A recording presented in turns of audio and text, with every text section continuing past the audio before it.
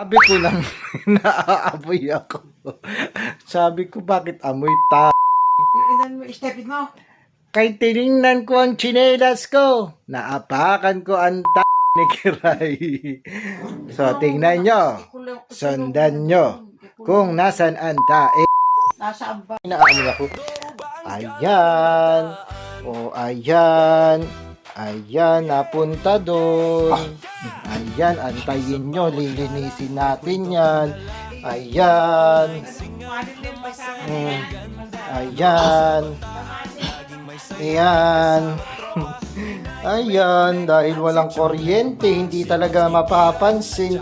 Nung nag-video tayo, nag-post tayo sa bintana, ay nandun pala yung tae.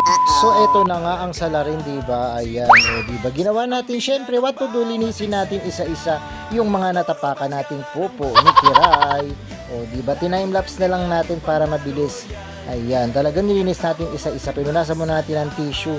And then, nilagyan natin ng, pinunasan natin ng basahan na may Clorox. And syempre, may pa-spray-spray tayo for today's video.